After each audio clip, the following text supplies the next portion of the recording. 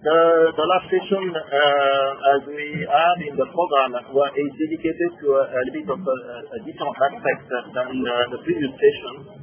It's more focused on the quality and the content of the vital statistics. And we have 4 presentations from different regions of the world. And Karen will be moderating and discussing the session.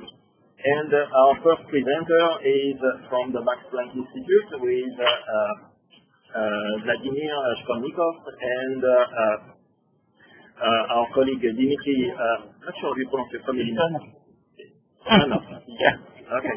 So I'll give the floor now to the team that has been involved over the last 10, 15 years with the human mortality database. And 15 already. Yeah. It's already an adolescent. So it's an aging teenager. Yeah.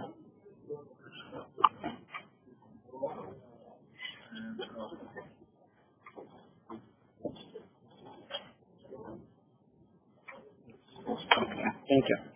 So, yeah, welcome to another walk. So our problems, if you compare to previous sessions, will be very small, and you may say, so it's about nothing, but as usually, there is one serious difference. As Patrick yesterday mentioned, the human mortality database can be considered as a research data set. It's some kind of database of golden standard data. And this data may be used for different models, and this data may be used to check another data from developing countries and so on. So every small mistake may have serious consequences. And our main goal is to create a really high quality data set. Only countries with absolutely best quality of population data are included in this database. So this presentation we are doing on behalf of the whole HMD team. First, let me start or remind you about the human mortality database. What is it? It's a joint project of Department of Demography at University of Berkeley and Max Planck Institute for Demographic Research. Actually, the founding director of the HMD is John Wilmot. The director of the HMD is Vladimir Shkolnikov, who is here. So, work on this database started actually in 2000, so it's more than 15 years. But the database was launched almost 15 years, so next year we'll celebrate 15 years, so teenagers, so in the middle team. So, we have now 38 countries. I will skip the next sentence about legal data source. You know it. We have more than 30,000 users. It's surprising because I guess it's much more than we have demographers in the whole world. So we hope that in future we will have a little bit more data, but the database is limited to countries with high quality data. So in the best situation we will have 45 maybe countries, not more than 50 definitely. So in the near future, who knows what will be in 20-25 years. The main advantage is the database. In the database we have long continuous data series. All data series for all countries are comparable. They are comparable across time and space. So, it's the main advantage, and all data are documented. About any country, this country is included in the HMD. You can find very detailed documentation which describes the statistical system of the country, all problems in the country, and so on. So, it's why we think that this database is the most reliable data source on mortality data in the world. So, but to say the sentence, we should do very serious work. And as I mentioned, we have 38 countries, but we tried to include much more countries in the HMD. We have successful candidates. We also have countries which we assessed, but we didn't include these countries in the HMD. For example, Costa Rica, was tested, but without success, Moldova. So, when we start our work on countries, so we ask first questions. Is it possible to get data? Yes, no. Is there a civil registration system? Is it reliable or not? Do we have a reliable population estimate of this country? So, assuming that we have positive answers on this question, then we start our work, because it's possible to have some preliminary answer on this question just using information from UN, say, or WHO. But, for example, using UN or WHO series, so the director of HMD has special problems with data, probably, I don't know. For example, if using UN or WHO data source, if you check countries like Moldova, Chile, Costa Rica, you will see so everything looks okay. Is it correct or not? So, and in general, so it's my favorite picture from UN. So it's a brilliant example of positive thinking. If you look at this picture, everything is in green. Yeah? It's college by test registration. What we are discussing here. Everything is good. Just don't look at the small legend. Yeah? Not everything is fine. Just positive presentation. Once again, if you compare, say, China, somewhere here, to Sweden, almost no difference. Just maybe some small difference in color. But I'm not able to distinguish the difference. So, but I will show several examples what we do with countries, and using these examples, we will conclude how difficult our work. So, from very simple start, we know that if we have countries with good population statistical system, we may expect that every year they will have, or every 10 years they will have population census. That's fine. After the census, every country in ideal world should calculate population estimates between two censuses to replace post-census estimates which are based on preliminary estimates, like it should be done. But let's check country with really good statistics. Czech Republic. There is strange jump at every census year. What they do actually? They do every census, and after the census, they use new population estimates to produce new population post-census estimates for next 10 years. But they do not think how to have continuous data sets, and they get this jump. So, strange situation, but it's not only Czech Republic. All examples, just examples in this presentation. It's not, it doesn't mean that if I say it's Czech Republic, that it's only Czech Republic. I won't be very negative about any country, but it's a general situation. And I have no explanation why some countries decided not to calculate post-census estimates and replace them by inter-census estimates, but this is our reality, and we have to do something. And it's not the only Czech. You can do it. You can see it for Germany, for Italy, for Poland, and so on. And as you understand, the most problematic case in this case is migration. The most problematic component, what to do with this component is migration. So usually the HMD, if this is feature like that, we calculate population estimates using a very simple assumption. We distribute migration uniformly across all years. So, because migration is usually not, the data on migration is usually not available or not reliable, so the simplest solution distribute uniformly. So actually for Czech Republic, it was a good solution, and we got a good result for Czech Republic. But it's not always the case. For example, Bulgaria. We know that before, in 1985, so you see the same jumps like in Czech Republic after every census. But from additional data source, we know that in 1985-1988, international migration was very restricted in Bulgaria, so it was very closed country.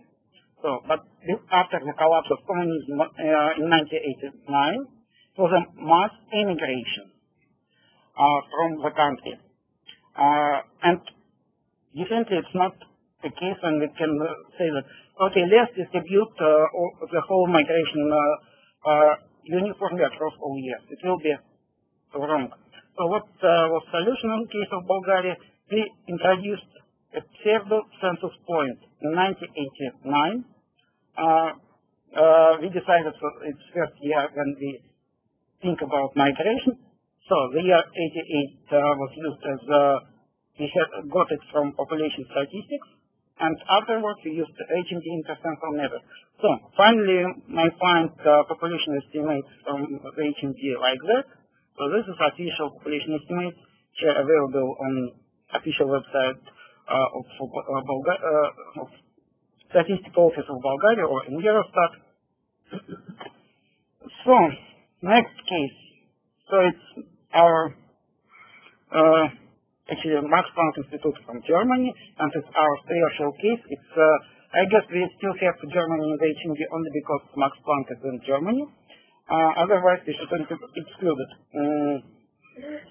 Yes, because every time they bring nice nice things with population statistics. The last census was in 2011 in Germany.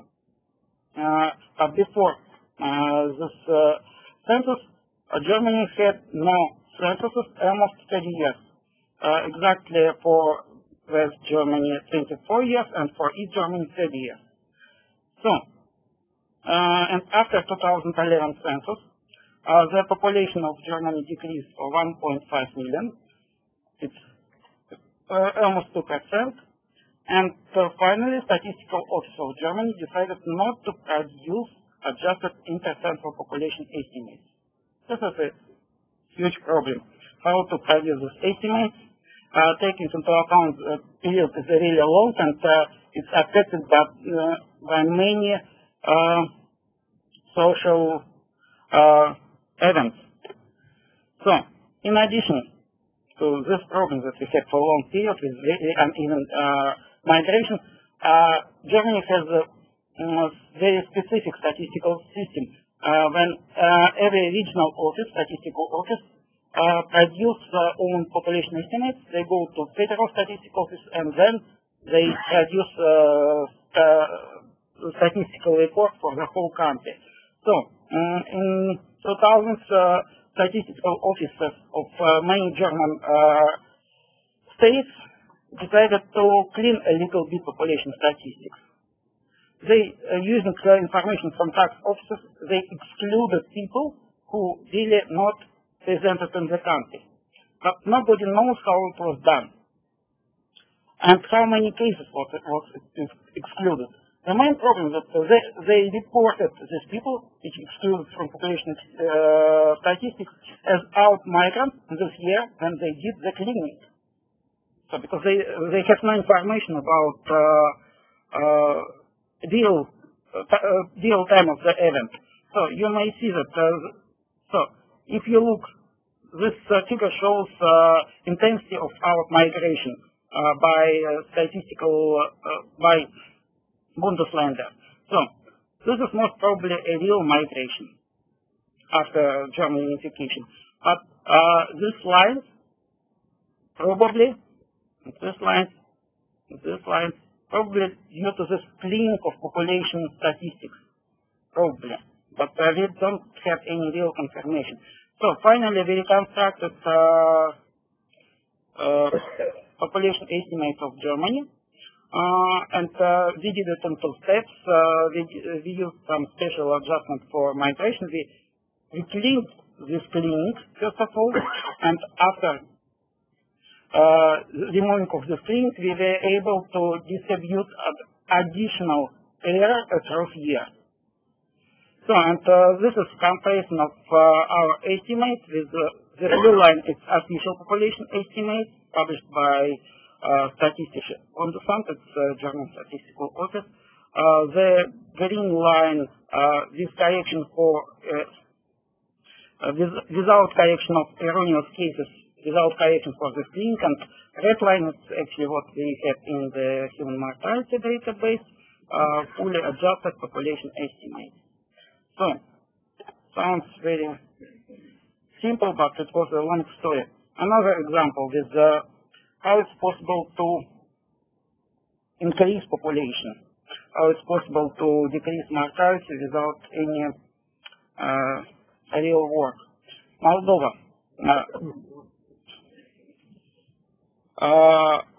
There is a nice example of numerator-denominator bias. What they actually did, they count population, the resident population of Moldova, formally. But actually, they count people who are registered in Moldova, but they don't have real information. Is it really people linked in Moldova or just they registered? But in respect of any vital events, all events occurred in Moldova are going to a vital register system, but all events abroad, so are not included. Actually, it means that because they were not able correctly count the migration, they include people who are living abroad in the population statistics. And due to huge out-migration from Moldova during 1990s, there is a huge bias. When we realized this problem, we decided to correct. Fortunately, we have very unusual case in Moldova, and we got access to border crossing data. How they count people when they cross the border every time, and we were able to trace every person. And finally, using alternative estimates for the previous census and this border crossing data, we were able to collect population estimates. And on this figure, you see how big this correction is, almost 20%. Don't look at this jump. This is a real jump because since 1997, Moldova doesn't, official population estimates for Moldova do not include Transnistria region. So it's a normal real jump. But there is a difference between resident population and what is counted as resident population of Moldova. Almost 20%. The question was usually such manipulation with the definition of population, such bias does not have a huge influence on mortality estimates. But we were really surprised when we calculated life expectancy at birth and found that the difference is almost 2 years. Yeah, it was a big surprise for us. Another example, you know that there is a lot of reason for a country to have a little bit more population than country really has at the moment. So one possible solution is to change concept of population. Yeah, it was done in Poland during the last census. They decided to use another concept of population. They used the euro population. Actually, no problem if there is no nominator-denominator bias. But in case of Poland, we were not able to check exactly that they really use all vital events which occur abroad. For people who are registered in Poland. But the main problem for us was that, once again, Statistical Office decided not to recalculate back inter-census population estimate. And if you look at this graph, so these triangles, this is official population estimate. So it looks for Poland now like that. At this moment, they decided to use another definition of population, and everything is fine. But what to do with this point? Fortunately, there is good guys in statistics found who produced alternative estimates, and we use this alternative estimate for the aging, and we have continuous line. Oh, sorry. New Zealand majority, it's close to Australia. It's right here. In 1991, traditionally they produced two data series for majority and for the total journey, for the total New Zealand, sorry. Yeah, and you know that a special interest for demographers is data series, mortality data series for non-majority population, because it's very long and it's very low mortality and so on. So, in 1991, it was decided to change definition of ethnicity in New Zealand, and they decided to use self-identification. That's fine. But the problem is that they decided to use new definition for a population, but they introduced new definition for death registration for the first registration 5 years later.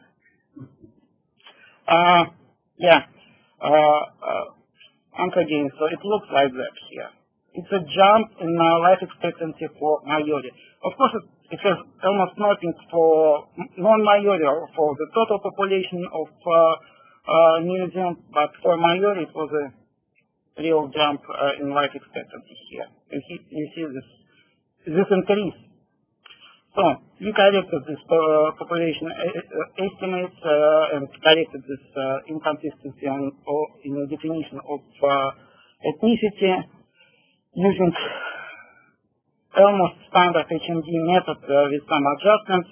It was a big change for us how to calculate the special adjustment factor, how many people we get in addition in majority or non-majority, but it was done. So this is on the right panel. You see corrected data series. They're a little bit lower. So the difference is once again about 2 years, almost 2 years correction. So another example. What data should be used? So in terms of population estimates, I will use Portugal as the best example in this case, because it has slightly unexpected results. So in 1970s, most exactly 1974, 1975, it was a huge migration base to Portugal. So in migration, Statistics Office was not able to produce accurate population estimates. So this is graph shows the difference between annual population estimates produced by Statistics Office, the red line, and blue line is intersample estimates in assumption of uniform distribution of migration. So the first obvious decision, if we have such uneven distribution of migration, let's use official population estimates. They count somehow this uneven distribution. But let's look at this graph. So the blue line, it's population estimates in 1975. The red line is population estimates in 1976. So on the right panel, you see clear population movement, as it should be. So just we move to 1 year, so one year shift to right. Here, you may think that it's just two different countries. So it's official population estimate. So for mortality, to have continuous data series by age, you would prefer to use population estimates based on uniform distribution of migration, because at least we have a normal population movement. But there is a significant difference in some cohort, in some fertility indicators. On this graph, you see that difference in cohort childlessness finally it's up to 3%. So depending on what kind of population estimate you are using. And of course, your decision, what kind of population estimate you will use, will have almost no influence on mortality estimate, because ages with high fertility have low mortality and there is almost no effect. So, mortality at advanced ages. This is one of main focuses for the HMD. Actually, at the moment, the HMD on one big database which really collects mortality estimates at old ages. You know that for Asian population, it's a special attention for old ages, and data at old ages are usually less reliable. It's understandable because if you want to have reliable data at old ages, you should assume that you have very long, at least 100 years of good quality data, statistical data for this country. So if we talk now about Sweden, we know that they have already statistical system 200 years. So it's reliable data. But if we go to say Russia, so it's not a case. So there is a lot of standard methods for evaluation of data quality at old age that include tests for age sector accuracy index, for age shaping, and so on. It's everything is known, but I would like to pay your attention on slightly different things. So in the HMD, we collect population estimates at ages 80 plus using extinct cohort method, or almost extinct cohort method. So it means that we rely on deaths, and we calculate population using death count. But in some cases it doesn't help, because even if you use extinct cohort method, you need something at the end of, or at the beginning, so at the last most recent available year. So you need population estimate. So this is example. Once again, this is Germany, but this is old case of Germany. Now it's not as true, but it's a good example how to use additional information to correct population estimates in such countries. So in 2008, we realized that there is a strange crossover between mortality rates between males and females. So actually, if you take mortality rates at age 90, so in 2008 for females it was higher than for females. Something unusual. What we did actually, fortunately we had an access to Deutsche Rentenversicherungsbund. This is a German pension fund. So if people have to pay money, they will count their clients, people who should get some money, should have some proof. So this is a really reliable data. But of course, this German pension fund does not include the whole population of Germany, but it's more than 90%. We decided just to compare official population estimates with this additional data and calculate a ratio. For West Germany, it's around 0.9 until age 89, then it goes down. So it means that in pension we have much less pensioners than we have in official population. So same for East Germany. So we just continued this ratio and corrected population estimates according to this additional data source. So how it looks in corrected way. So solid line is uncorrected, unadjusted data. This dashed line is corrected data using additional information about pensioners. So, and what is good on this correction, after 2011 census, we compare result of census with our estimates. So the blue line, it's a ratio of our correction to census data. The red line, it's ratio this data to previous data estimate. You see that census confirms our correction. So, old ages, more about Latin America. So, let's take Chile. By the way, it's only one country from Latin America which was included in the HMD. We tested several more countries, but so only Chile was not successful. But even for Chile, we decided to cut the data series since, and it's presented only since 1992, mostly due to problem with infant mortality and at old ages. So let's look at ratio between survival probability between ages 10 and 55 and life expectancy at age 80. So Chile in 1979-1980 in this decade was clear outlier if you compare to developed countries which were already included in the HMD. But in the 1990s, it's moved to the core group. So it's already, I wouldn't say that data 100% reliable, but it looks like it's a case. So if you compare Chile with Sweden life expectancy at age 65 at age 80, you see it's difficult to expect that Chile has same life expectancy at age 80 like Sweden. So, but in 1980s it's more or less looks like case. So Costa Rica, why it's not in the HMD? So the simplest solution was just to compare death rates in Costa Rica to Sweden, to Japan, to USA, United States. You see that in Middle Ages we have much higher death rate in Costa Rica, but if you go to older ages in Costa Rica, mortality is lower.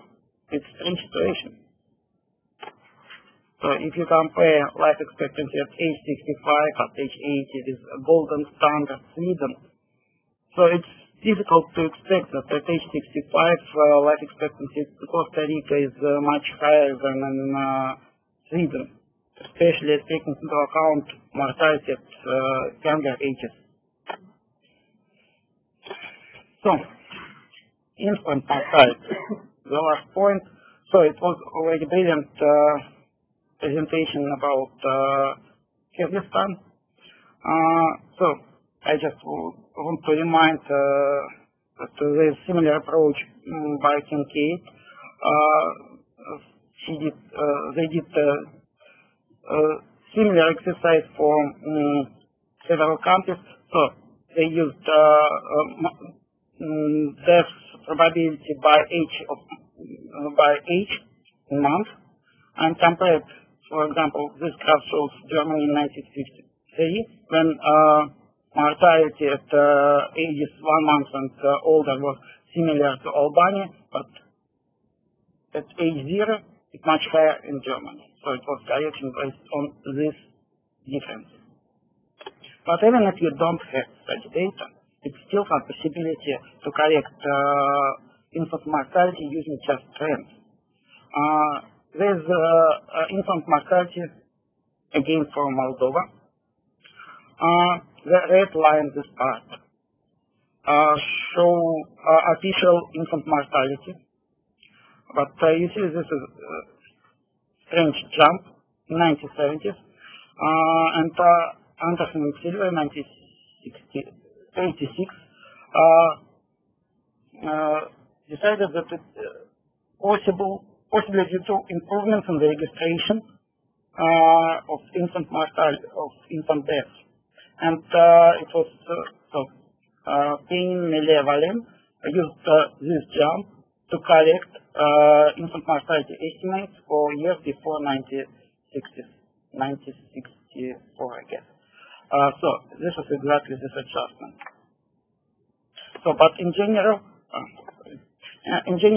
in the HMD, we try to avoid any correction for infant mortality, mostly because it's just based on expert opinion, and different experts and have different opinions.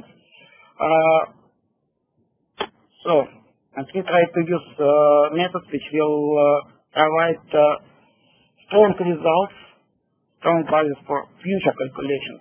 So just it's a slide which I decided to include after the last presentation about Korea, just to explain how it works in the HMD situation.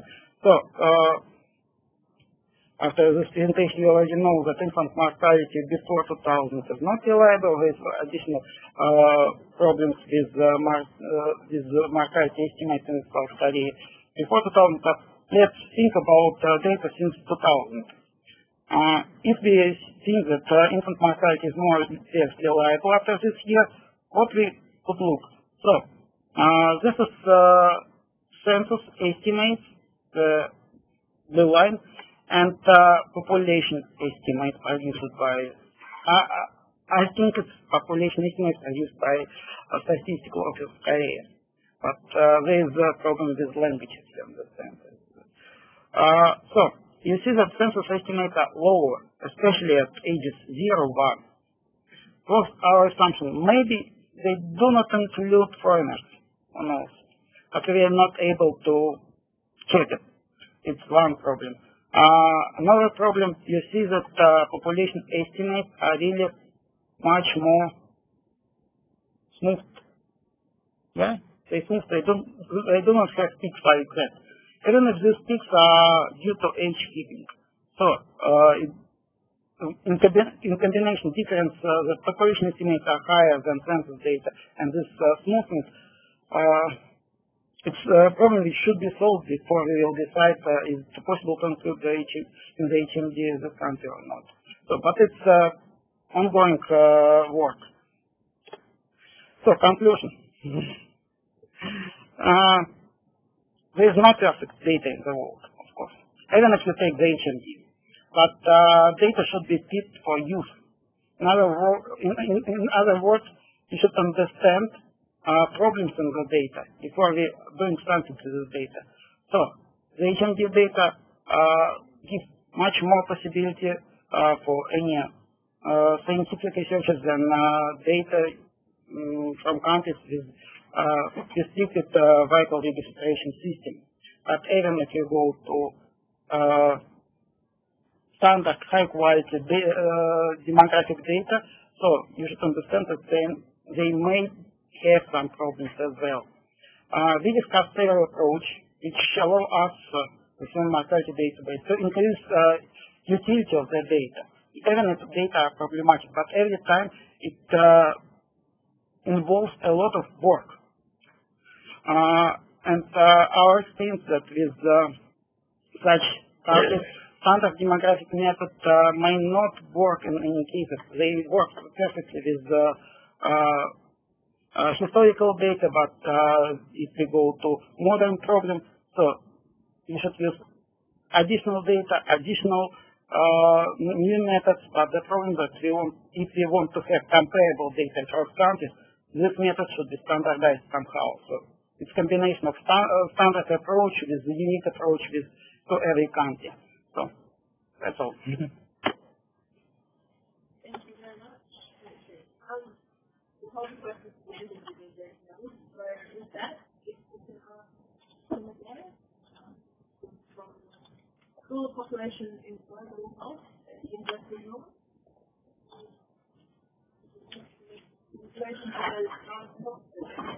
Okay, thank you, Karen. Yes, I'll be talking about some very recent experiences we've had with evaluating completeness of voter registration systems in 18 countries as part of the Data for Health project. You've seen all this before, but assessment of completeness of registration should be a routine activity of any CRVS system to not only assist in monitoring system performance, but also to adjust registration data to produce fertility and mortality statistics based on the estimate of completeness.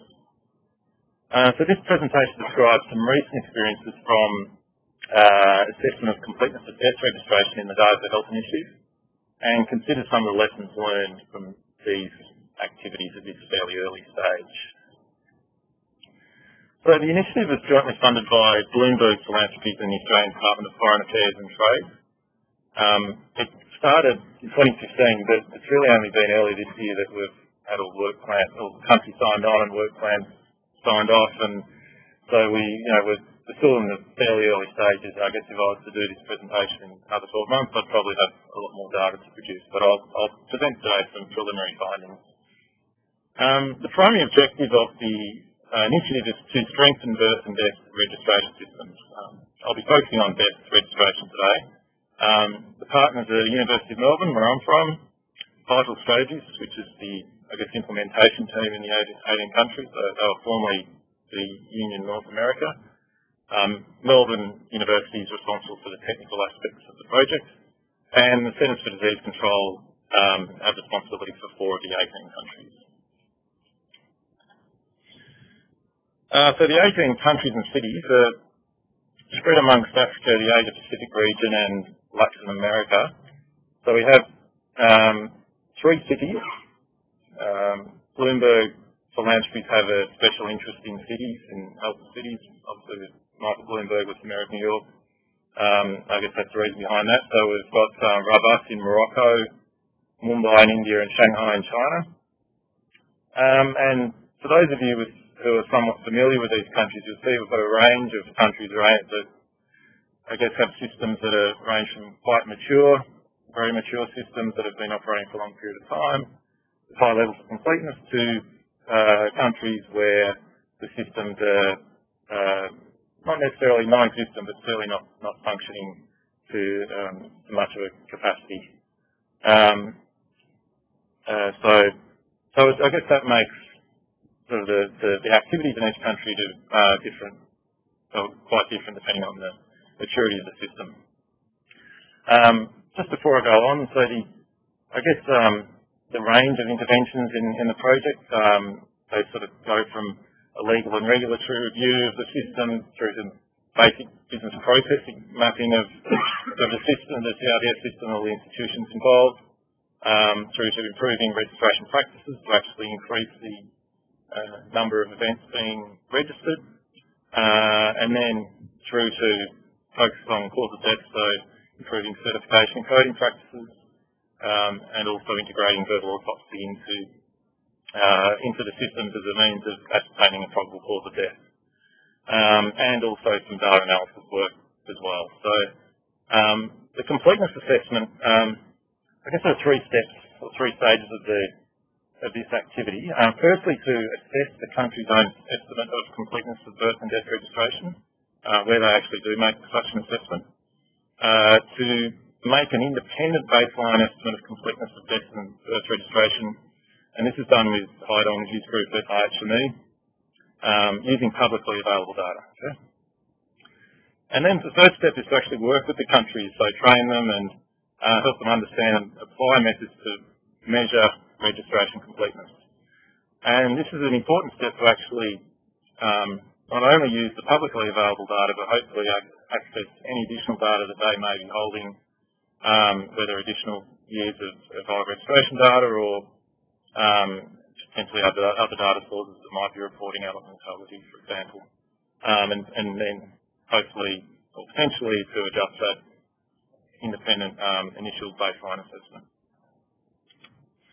I don't really need to go over a summary of the indirect methods. You've heard all this really before. I guess one of the things I just want to touch on though is that for the intercensal methods, so generalised growth balance and Horiuchi and combination method,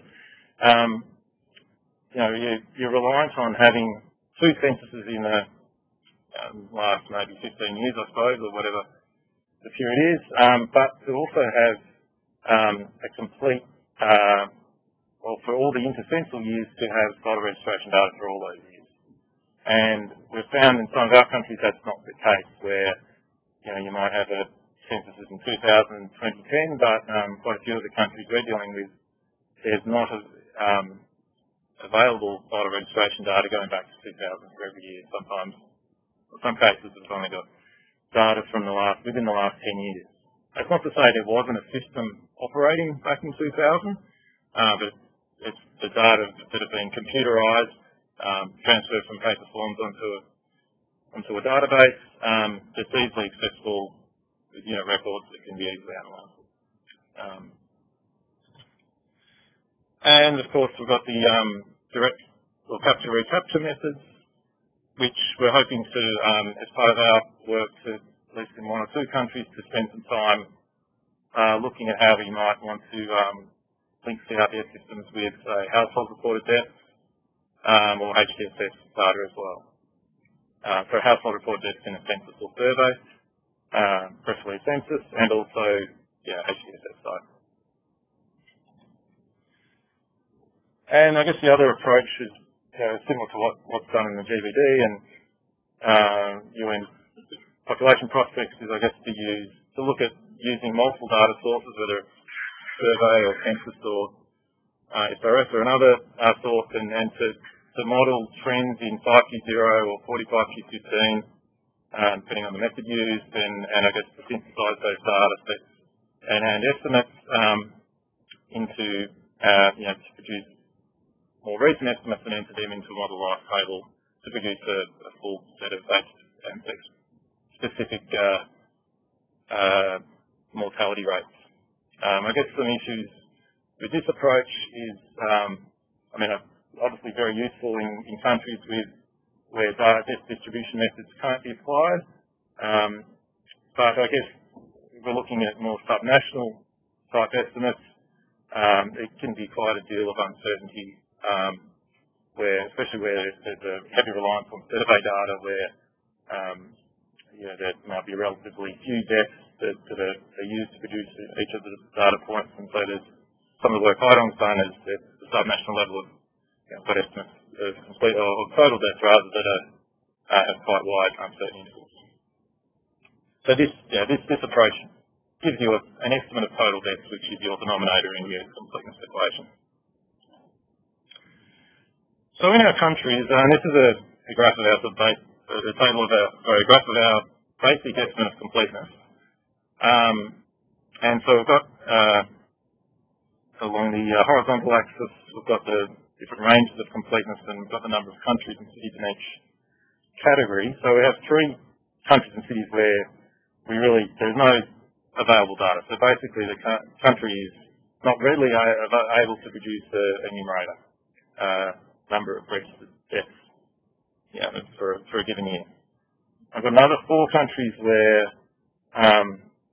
we've got completeness of less than 10%. And sorry, just going back to the countries with no available data, it's not to say there isn't a system in place, but the CRVS system in place, but basically the data aren't aggregated at the central level and available for analysis. A couple of countries with completeness between 7 and 29%, and then another one countries between 50 and 69%, a couple of countries between 70 and 89%, 3 between 90 and 99%, and then 2 countries where, well, actually these are 2 cities actually where completeness is around, or our estimate is actually over 100%, and that's likely due to some issues around measurement of residency, but we sort of concluded that completeness is more or less 100% in those settings. And another place where we don't, we know there's a system in place, we know they've got the data, but we're still negotiating access to it, but we will get it eventually. So I'm just going to go through some of the early findings from our assessment of the completeness in these countries and cities, looking at availability and quality of CRVS data, other data sources that can be used to estimate or to help estimate completeness, so non-CRVS data sources, the methods that the countries themselves are using to estimate completeness, and in-country capacity, and also our own capacity building activities as part of the project to help countries estimate completeness themselves. So just on the availability and quality of CRVS data. So as I said before, there are 3 countries and cities where we don't really have any data that we can analyse. Of the remaining 15 countries and cities, 7, just under half, have less than 10 years of data available that we are readily able to analyse. So they can even just produce basic numbers of births or deaths, and the remaining 8 countries have at least 10 years of data available. So this obviously has significant implications for use of intercental death distribution methods, because obviously census is 10 years apart, you would need at least 10 years of data to have a full set of intercental registered deaths. There's also another issue that in some of the countries, and I think Peru is one of them, where they actually have data available by year of occurrence, and they would be able to divide the data into late registrations and timely registrations, but they're still reporting in the national registration or National Vital Statistics publication the year of registration. So it's deaths by year of registration. And there's actually, we've seen the year of occurrence figures, and there's actually, if you're looking at trends, there's actually a somewhat different trend to do with, I guess the catch-up, I suppose, in registered deaths that may have actually occurred sometime earlier. So I think there's been a sharp increase over a couple of years, relatively strong increase across a couple of years in the number of registered deaths, which isn't necessarily implying that the number of deaths that are registered by year of occurrence has actually increased that quickly. And there's also something we need to investigate a bit more, but there are 3 countries and cities that are using a strange definition of deaths that occurred and were registered in the same calendar year, which is, I'm not sure, that obviously it makes it a bit difficult for events that occur in late December, but we need to investigate that a bit further. But based on a number of communications, we're sure that's the definition they're using for their own internal purposes. So we'll need to check that out a bit more closely. Age heaping, and as it is in many settings, is an issue. One of our sites, we've got measured a Whipple's index of over 200. So that's reporting at age digits ending in 0 or 5. And this is the graph here. I'm not sure what the world record Whipple's index is, but this is probably right up there. And one of the issues is that I know in Myanmar, they, on their registration form or their reporting form, they just ask for the age of the deceased rather than their date of birth. And so that obviously contributes to, Myanmar isn't this country, by the way, their Whipple's index is around 130, 140, but it contributes to people reporting ages at digits ending 0 and 5. And so just, I guess one of the things we're looking to do in this project is make those relatively simple interventions to ensure that they're adhering to UN standards and to improve the quality of data. And of course, having better quality age data would help in any application of death distribution methods or also direct methods. And in subnational regions, one of the issues we've found, which I'm sure others have as well, the issue of measuring residency accurately. So we've found that in 2 of the cities, completeness is over 100%, and we think that well, a couple of, probably 3 reasons. I think one's that there's a bit of uncertainty about our estimate of total deaths. Secondly, there could be some issues with the accuracy of residency and population data. But also, I think the most likely cause is that those people, or that there are, even when you filter out non-residents, according to place of usual residence, I think there are people who are going into health facilities within cities who are reported as actual residents of the city, but are not in fact. And that leads to an overestimate of completeness. I guess the consequences of that are probably not too severe because we're fairly sure in both of those cities that completeness is pretty much 100%. Large cities that require a burial permit or a permit to dispose of the body, that generally in those sort of settings, we're pretty sure completeness is very high and based on our knowledge of those settings. Now, all the countries and cities have some form of 5Q0 data, but there are some countries with no 45Q15 data at all. Myanmar is a strong example of that. So they've the only data we know of a household death collected in the 2014 census, but that's actually conducted by the Ministry of Labour, Immigration and Population, which is actually a different ministry, I think, from the Central Statistical Office, or certainly a different institution, and they haven't made those data available for analysis. Another issue in Myanmar is that they've only had one census in the last 30 years. Most of or just about all the countries in the project have had a couple of censuses since 2000 or so, but Myanmar, that was their first census since 1983, I think. So that means that the application of death distribution methods using populations from two censuses, well, they really can't be applied in Myanmar. And that then makes it difficult to actually estimate total deaths in Myanmar without using the more advanced methods that Haidong and others have alluded to this in the past couple of days, and then has some implications for, well, what should the country be using as their method?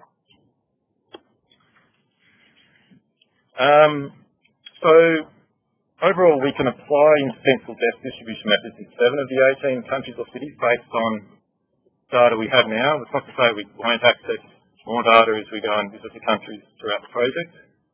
So that is countries that have population data from 2 censuses and registered deaths for the entire census period.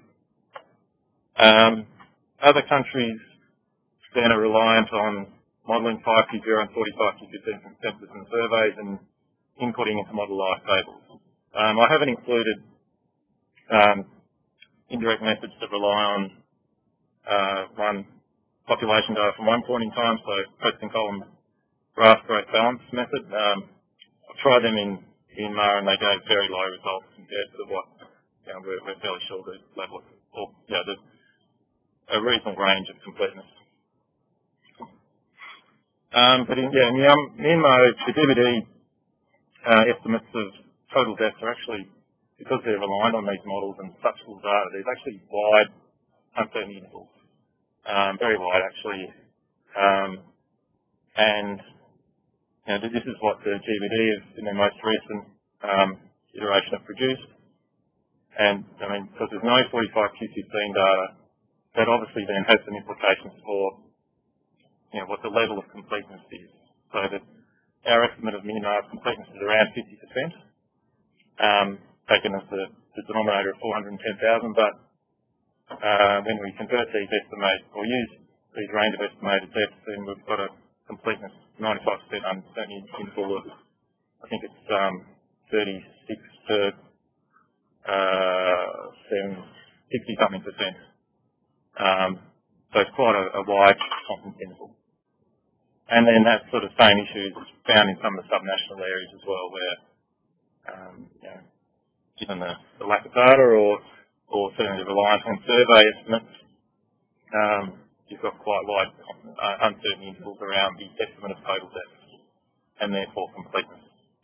Just 2 or 3 examples of what the countries are using as their own estimate. There's one country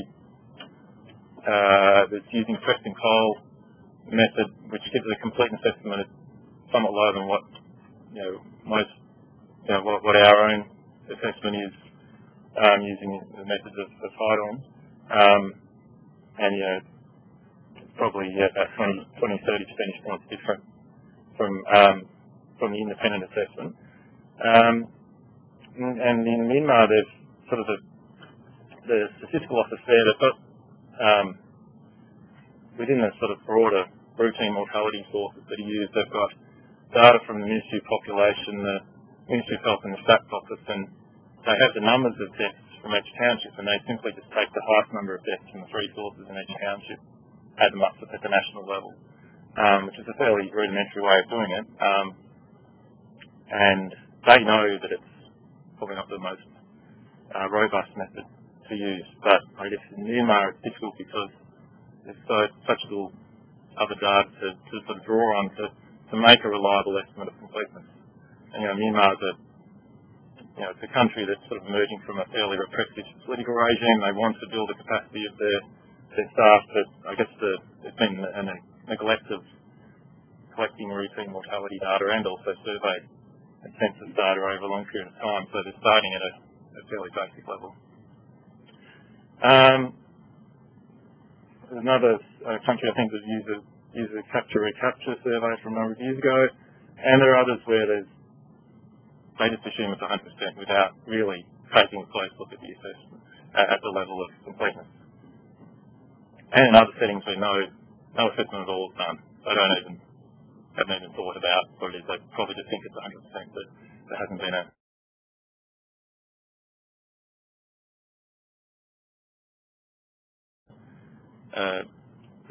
in-depth assessment. Now, the existing capacity, I guess that varies by country, obviously. There are different institutions that have the responsibility of producing vital statistics. Mainly it's the National Statistical Office, but it can be the Ministry of Health. Also have to remember that there are Ministry of Home Affairs or Internal Affairs involved who may not necessarily have responsibility for producing vital statistics, but certainly have an interest in the level of completeness as a means of monitoring performance of the system. Some of the countries, demographic skills are limited to live tables, and I guess there hasn't been much in the way of investments in the past in training people in best distribution methods or other methods to estimate completeness. So generally the issue of best distribution methods is they're only applicable in less than half of the D4H countries.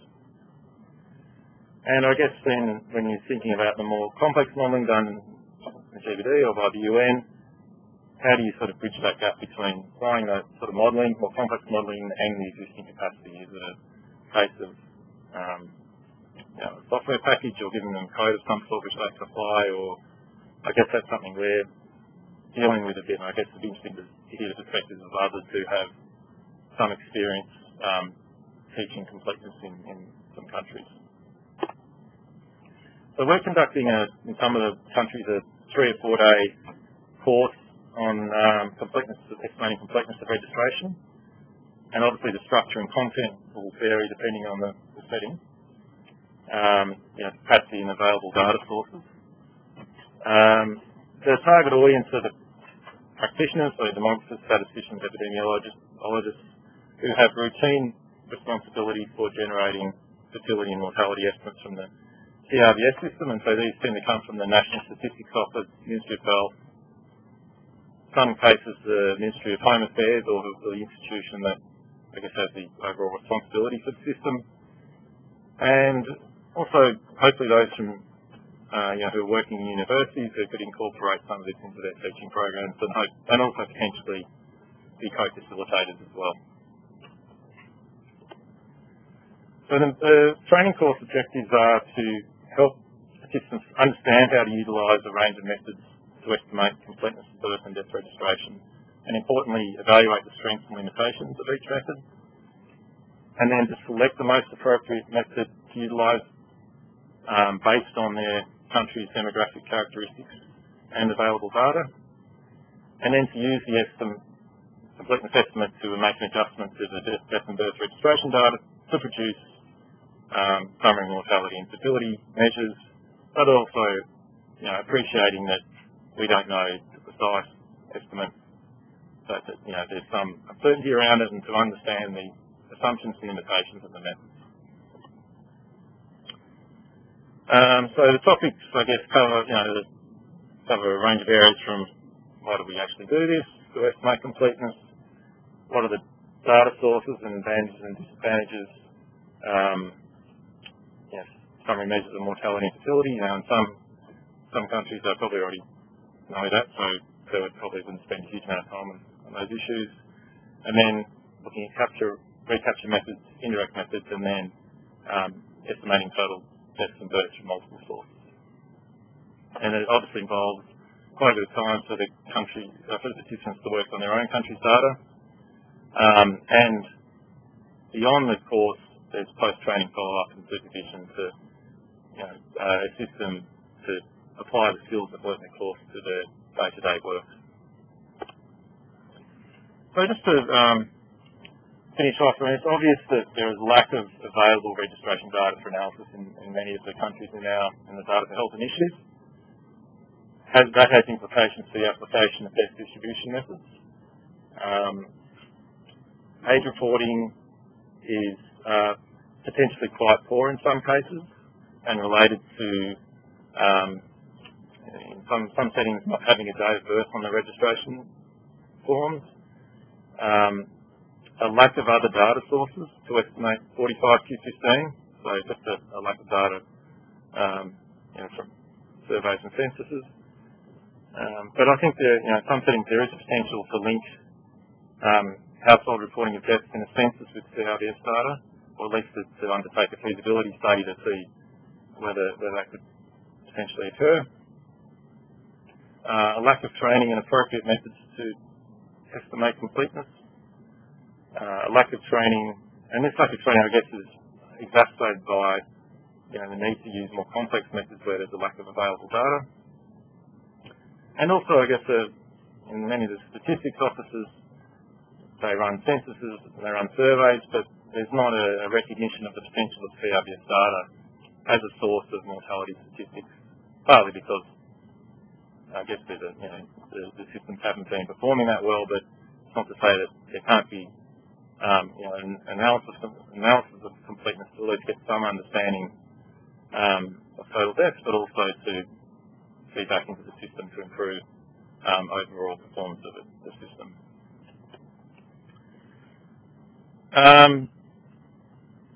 I'll just finish off guidance for countries. So I'll just really repeating what I've said.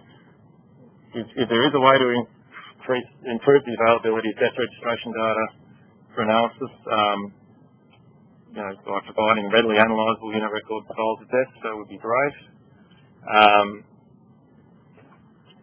Improving the registration form to include date of birth of deceased to improve age reporting. And I guess to prioritise the overall estimation of death registration completeness as a routine activity, so devote resources to training of staff, and make it a routine function, and to report the level of completeness in National Vital Statistics publications, and linkage of HDSS or census data if at all possible. And I guess for the group here, I'm interested in experiences of those who've done training with completeness in countries. I'm not sure if there are a huge number of examples out there, but any feedback you have would be really useful. And I guess to promote the estimation of completeness as a routine activity, and I guess look at ways, how do we bridge the gap between using robust methods where there's a lack of available data and the existing capacity of staff in these statistical offices in these countries. Yeah, thank you. We're going to move straight on because I'm sorry, I'm clock watching a little bit.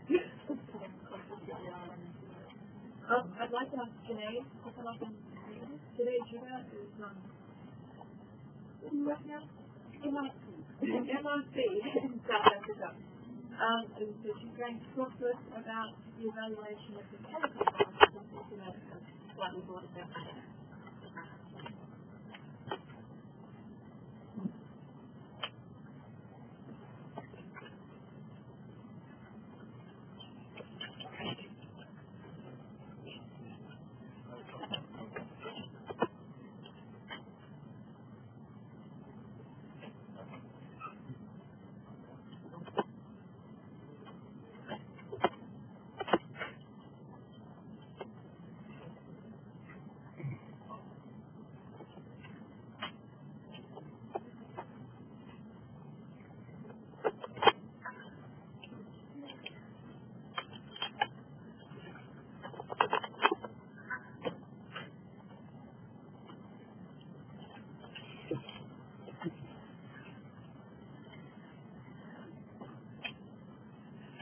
With the Good midday, everybody. I really hope we are still all awake and willing to listen to the lessons that I get to share about lessons learned, the different criteria that we use in evaluation of the quality of mortality data in South Africa. I'd like to acknowledge my co-authors, Joubert, Adair, Joe Kabudula, and Hugh Foss. A quick outline of my presentation is a background in aim, methods, results, and the lessons learned. So to this audience, I'm sure it's very clear that good quality mortality data are key input for a number of health and development indicators goals, and a good quality course of this data in particular are essential for the health intelligence needed to effectively respond to the nature and magnitude of a population's health problems. Sure.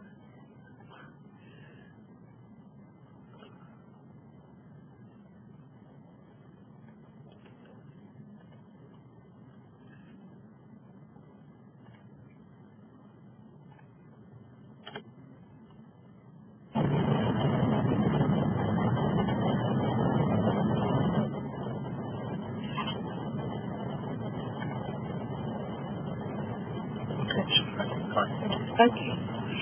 So I said that good quality mortality and specifically cause of death data are critical for health purposes. However, for South Africa, two WHO comparative assessments, one by Mathers and his colleagues in 2005 and Mahapatra and colleagues in 2007, rated the quality of the 1996 CRVS mortality data for South Africa as low. So at the time, that was now in 1996, mortality data in South Africa suffered the lingering effects of the freedom of the partial registration system that covered selected segments of the country and the population that was treated differentially by the policies and the legislation of the apartheid ideology. With the transition to democracy, however, in 1994, CRVS underwent major transformation, and key events included the demise of the separate development policies, the subsequent geographic consolidation of the country into finally one geopolitical unit with a single centralized CRVS system, the passing of the Birth and Death Registration Act. There were previous acts, the first of which was in 1867, but that of 1992 that mandates all geographic areas and all individuals to register deaths into one centralized CR system, leaving them no scope for optional or differential registration as we have experienced before. There were several strategic improvement efforts by SASSA, the Department of Health and the Department of Home Affairs, three major role players in South Africa when it comes to CRVS, in collaboration with local mortality researchers and academics. There was an introduction of the new death notification forms with the WHO standards. Birth registration forms, for example, were made available to mothers at the time of delivery in the place of delivery, and health workers were trained to assist mothers to complete and submit these forms, and there was targeted capacity development at Statistics South Africa to improve the compilation and the production of annual vital statistics. Now, these are a few of the things that I mentioned that happened in the country, which is clear that have a contribution to better CRVS data in the country and the system improvement too.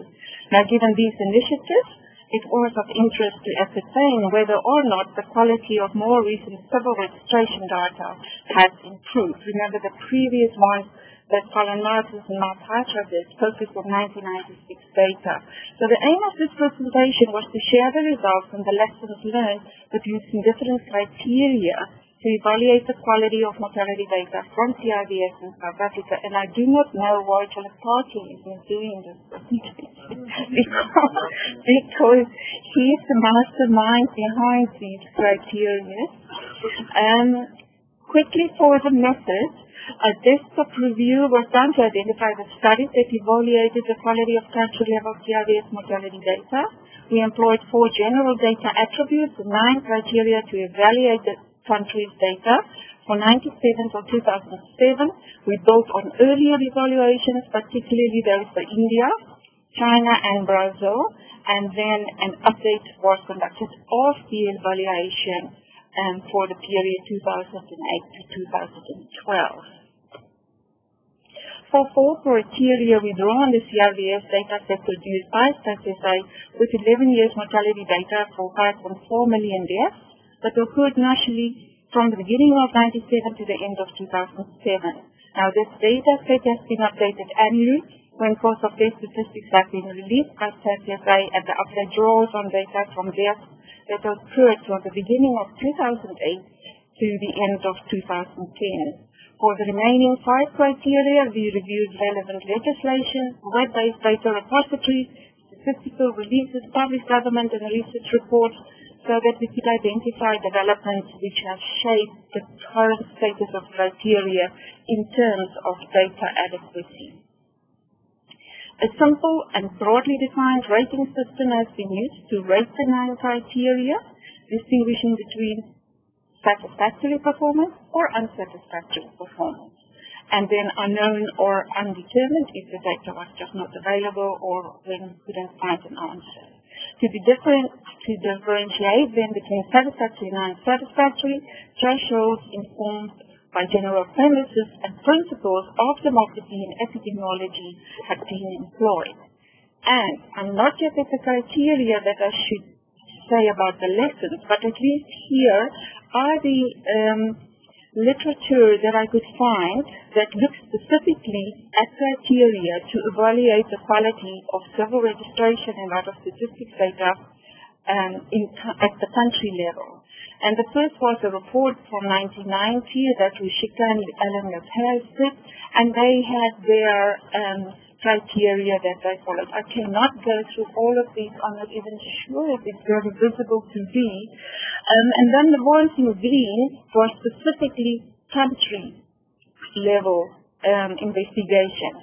The other ones was from, shall I call them data vendors like WHO or UN or IHME that gets data from countries, and so they make comparisons across country. But the ones in green was country-specific single country evaluations. So MPIDR and Rao did in 2001 an evaluation for India. Matters et al. Did a comparative one in 2005.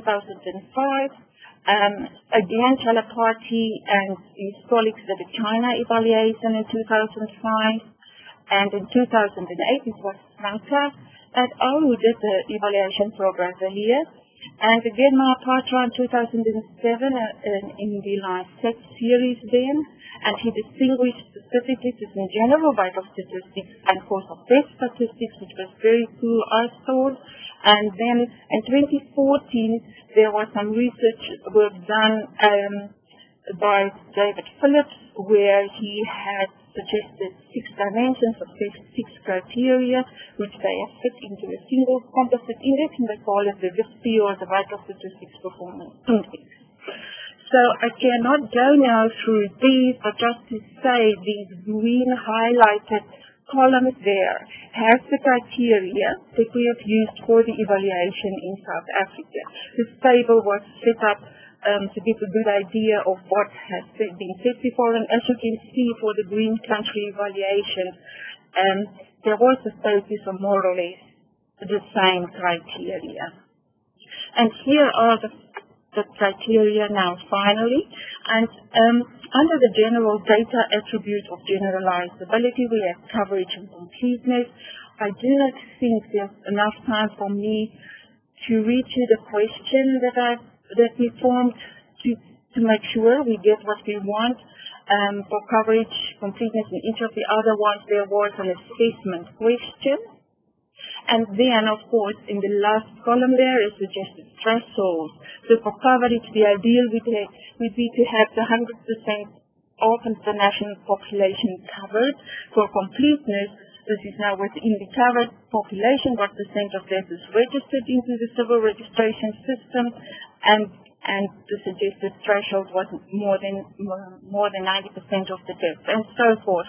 Then there was under reliability. We looked at epidemiological consistency, i.e. to what extent are cause of death patterns consistent with the total level of mortality, and for temporal consistency, to what extent is cause-specific mortality consistent over time. Content validity against the reference diagnosis, to what extent are the attributed underlying causes accurate, and then the extent of ill-defined and non-specific codes speak for itself, as well as the use of H&6 improbable classification speak for itself too. And then under the data attribute, the general attribute of policy relevance, we looked at timeliness and the availability of subnational data. Timeliness, what is the time gap between the end of the reference period, the year of death, and the time of publication or final tabulation from the Vital Statistics Office. We can forget about that one. So the result for coverage during most of the 1900s, coverage for South Africa was constrained by differential registration practices, which was based on geographical segmentation and population segregation acts and policies. During the 1990s, the home ideology was abolished and the country was geopolitically unified under one government. And I talked about the new act that was passed, whereby death notification became a national inclusive legal requirement for all people, all geographic areas. So hence, we thought coverage can be rated as satisfactory for the period 97 to 2007. Now the second period was 2008 to 2010. During this period, the same inclusive principles applied in legislation and civil registration practice in the country, and death registration continued as a centralized government service. For these purposes, coverage could be rated satisfactory for this period too. However, it became apparent that for the proportion of natural deaths, possibly up to 10% we lately found out, the event of death are certified by traditional leaders or village headmen. Now, this suggests that the country has two coverage systems with differing resources and dissimilar performance prospects. And these are then the mandatory certification of the fact and cause of death by a medical officer in the official civil registration system, and the certification of the fact and circumstances of the death by a traditional leader or a village headman, mainly in rural areas where clinicians are not available. So for 2000 to 2008, we thought we should rather say that coverage to the extent of 10% of death, we shouldn't call it satisfactory. For completeness, I've got two figures there. The one goes from 94 to 2007 on the left. The one on the right runs from 97 till 2010. And the one on the left has got different sources, mainly Rob Dorrington's work. And then the one on the right, definitely Rob Dorrington's work published by Pillay van Wyk et al. For the South African National Burden of Disease Study. And to speak just briefly about it, looking at this earlier period, it is clear that if I look at this graph, I see an upward trend. However, there was quite some differences between the different points, and that makes one worry. Is it different methods? Is it data that's not reliable? Is it researchers who don't know what they do? So, I like your smile, Rob. And then came a Rob along, and he's the mastermind behind this work done.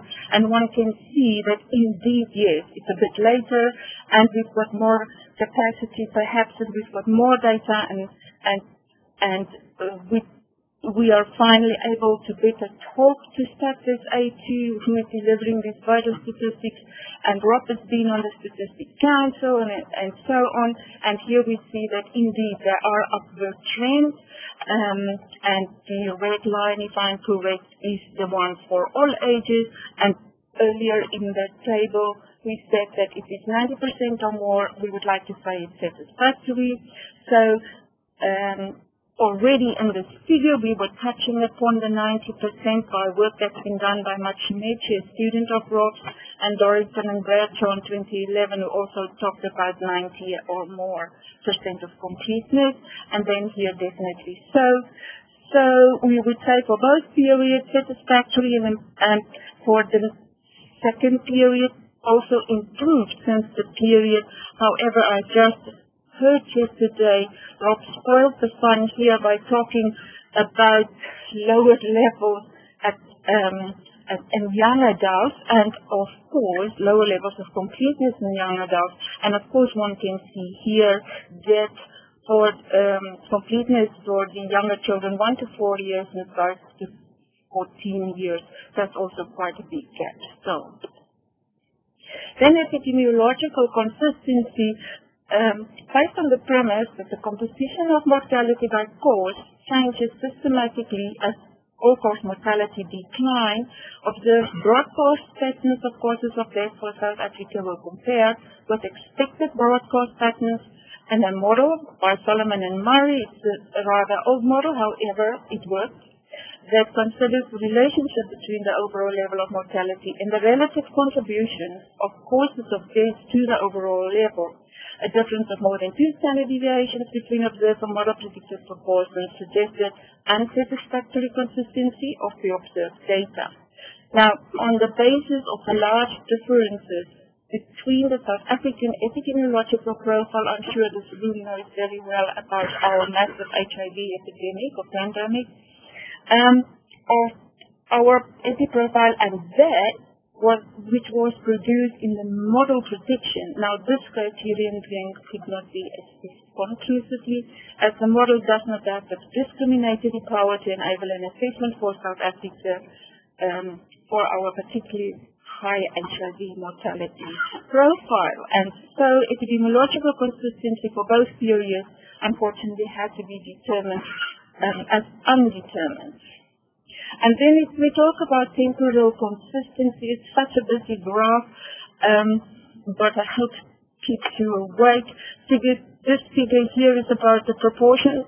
This is the proportion of total deaths due to the leading categories and single causes of death in South Africa for the first period. And this one here is for the proportion of total deaths due to selected causes of death, which we chose randomly. And while this graph here focuses actually on this line there that temporarily doesn't look well. Also, this you may ask, how on earth can you think that this is temporally consistent? It grows so quickly and fast over time, but this line here is the infectious and parasitic disease, which we know has been related to HIV in the country, and the second highest there is the tuberculosis line, which we also know has got a linkage with HIV, as well as the lower respiratory infections. So even though it appears inconsistent, it is consistent with the epidemiological expectations, the epidemiological reality of the country. What happened here is this is perinatal conditions, and one can see around 2005 there is just a big drop in this line here, and if one looks again at the same line here but now in green, and one can see that the blue line is for diarrheal diseases, this one lower respiratory and ill-defined natural causes of death. One can see that these slight upward lines here probably compensate for what has happened there, which doesn't look well. So for the first period they said that was satisfactory despite this vastly increasing line, and for the second period we say no, it's unsatisfactory. The next criterion that we look at was content validity, and that is the extent to which attribution and coding of causes of death are accurate, and this is not routinely assessed in South Africa, unfortunately not. However, a number of studies have highlighted considerable problems around cause attribution in the country, mostly focusing on the misclassification of HIV and AIDS, but also of ischemic heart disease and diabetes. So injuries in South Africa is another example of a substantial quality problem.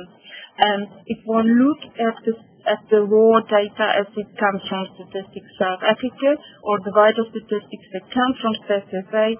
And to look at homicide, one can see that 10% of the injuries was due to homicide, according to Stats as A, while an injury mortality survey that was conducted by the Medical Research Council and had good standards to compare with, i.e. they did the study, the survey was done at mortuaries in the country, a representative study of deaths in the country. One can see that it's about 3 times as high as it, because it's up to 36% of total injury deaths. Suicide the same, about 1% in the raw data, while the mortuary findings says that it's 12%. So we know there is a big problem with injuries in the country, and that has to do with the fact that our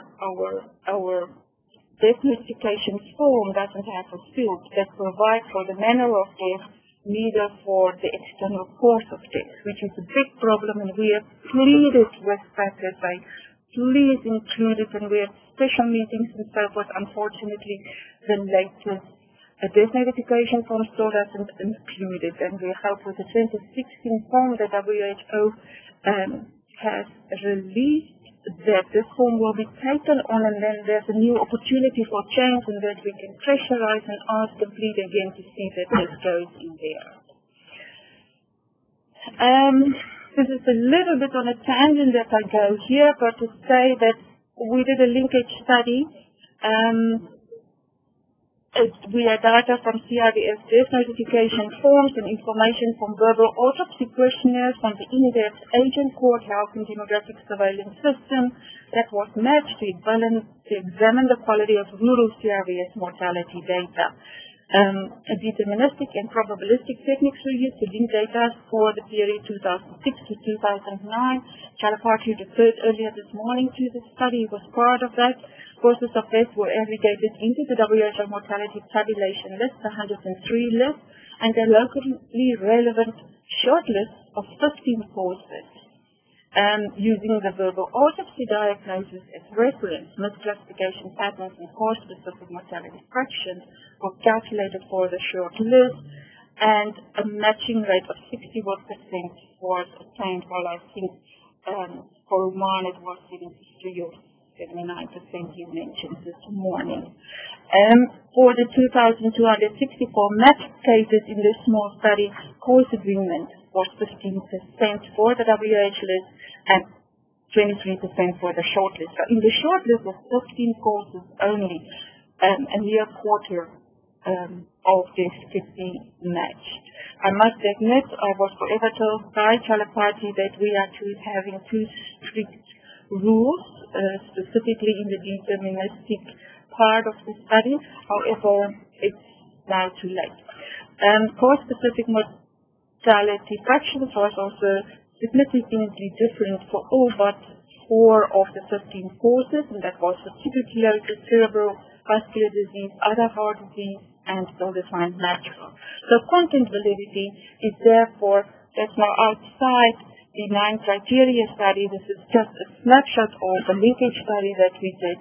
So content validity is therefore rated surely unsatisfactory for both periods. Ill-defined and non-specific cause of death codes. This table here, this is a percentage of total deaths that's assigned selected ill-defined or non-specific codes by the provinces of the country, or by the provinces of death occurrence. And for the period 97 to 2007, I think I should just draw your attention to the fact that the Chapter R codes, the ill-defined codes and symptoms and signs, 13% of all deaths had Chapter R codes. And remember, this is the big data set of 5.3 million. And then for other categories, non-specific cancer, ill-defined CVD, and ill-defined injury, this is not as comprehensive as is IMI's garbage code. However, one can see that a quarter of causes is not very useful in South Africa. For the this graph here is from 97 to 2012, and it is clear that from 2005 to 2006 there was a slight increase, but not good enough. We talk about 10% or less in our thresholds in that table, and this is clearly higher than that, so for both periods we rated this as unsatisfactory. The use of age and sex in probable classification. Quickly just to say that these graphs here that show that for stroke, neoplasms, malignant neoplasms and ischemic heart disease, that over age it looks feasible. There's a little bit of unhappiness is there, but this is in the older ages, and that could be due to multiple disease and other reasons. And then this graph here is an unadjusted age and sex specific rate for also stroke and for the whole of South Africa, 1997 to 2007. And just to say that for males and females, it looks like a plausible reflection of what of sex classification for this disease. So for 1997 to 2007, we said it's satisfactory. I do not show the 2008 to 2012 slide here, but it's similar and it's satisfactory too. Timeliness and subnational is the last two criteria that we use.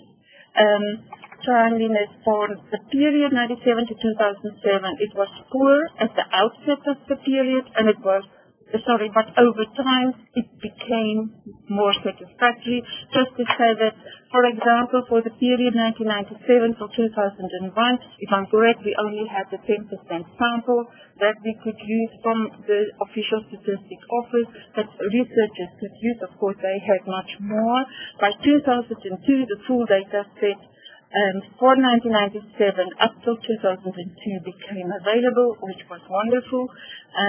And for the period 2008 to 2012, timeliness was satisfactory and indeed improved. Rod told us yesterday about the lag of 11 months, which I think is phenomenal. It's the US, what is it in the US? 2 years. Australia, 2 years. So to churn out this information within 11 months, I think is good, but there is a but. And then about this the availability of this aggregated data, so that you don't just have national data, and so that you are able to look at provincial data or even lower levels of jurisdiction where managers must take decisions about what are the most important causes of death in my district or my health district, where must I invest, where can I withdraw funding from. For both periods, we say it's satisfactory. The information is actually in a paper that was published in PLOS PLOS 1 in 2013, and there's lots of real nice things to read about how for a country in the continent of Africa, where we know there's big problems with mortality data, that South Africa is in a lucky position that things work there for us with regard to certain criteria. So a picture of the criteria here, the same graph table that you see before, but just to say that for these 9 criteria, there is then the results for completeness. We say it's satisfactory and it's even improved. Similar story for timeliness and availability. And then, unfortunately, there are still some of them that remained unsatisfactory, and then coverage due to the reason that I mentioned that changed from satisfactory to unsatisfactory. What is the lessons we learned? For the first period, 6 out of 8 criteria were rated satisfactory. The second period, 4 out of 8. I make it now 8 because we couldn't assess epidemiological consistency. So 6 out of 8 were rated satisfactory, and then 4 out of 8. It looks as if things have deteriorated. However, this does not reflect a deterioration in data quality, but rather better data availability, more analysis, slightly more hands to analyze, slightly more minds to interpret and search deeper, and hence more insight into data. The lesson 2 is updating made us realize that there is a subjectiveness. If you can find a better word, please give it to me. but the subjectiveness in thresholds, for example, the headland stars increases the count and contribute to a higher completeness count, which is good, but it decreases the reliability of the cause of death data because there's no way that he could give a clinical opinion unless there was an injury. So for natural death, it doesn't help. Some training efforts to assist physician in accurately attributing the underlying cause has been conducted. However, the need for training remains massive. And Nicholson reported the status of CRVS in 148 countries using the WISPI instrument that Phillips developed. He proposed a single composite index. The WISPI, I've just told you about that. The metric is based on results from 6 data dimensions from public domain civil registration data as implied by the 2010 and 2013 GBV studies. For South Africa, the WISPI shows rapid and extensive improvement in the performance of CRVS systems, improving from very low to very high data in those periods that I mentioned there. Our evaluation of the CRVS mortality data using 9 criteria confirms the station by Nicholson, but ours also highlights the problem areas. So the lesson is a single composite metric. It's good for international comparison, I don't doubt that, but it may overestimate performance of a country's CRVS system as it may be unable to pick up or show quality problems with individual criteria. However nice it was to read that this is what they think of us, we do know that there's reason for concern. Lesson 5. Our review illustrated that much work has been done to develop frameworks and identify criteria to assess the performance of health information systems. When I was looking for information, I said there's so much about health information systems, assessing as well as assessing the quality of the data that are captured in health systems. In contrast, considerably less work has been done in developing frameworks and criteria for assessing the quality and data for CRVS in particular. So this is rather than a lesson, it's a lesson and a question, why and what is this a symptom of? We know that CRVS data are critical as a cornerstone for information for health. So why and what is this a system of? Political will and drive, technical expertise and collaboration among stakeholders are essential when a country desires improved CRVS data quality. That was South Africa's experience. Lesson 7, academics and researchers have a critical independent role to play. Compared to the assessment of matters and MPIDR, South African mortality data has improved considerably since their analysis of the 1996 data, which is